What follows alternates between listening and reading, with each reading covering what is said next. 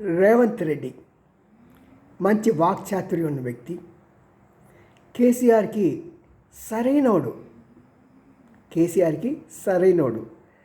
కారణం ఏంటంటే అతను ఏ లెవెల్లో తెలంగాణ భాషలోను తెలంగాణ యాసలో ఎక్కడ కొడితే అది తెలంగాణ ప్రజలకి సూటిగా తగులుతుందో తెలుసుకున్న కేసీఆర్కి అదే స్టైల్లో అదే సీక్వెన్స్లో రేవంత్ రెడ్డి కొడుతూ ఉంటే కనీసం అసెంబ్లీలో మాట్లాడటానికి సాహసించలేకపోయాడు కేసీఆర్.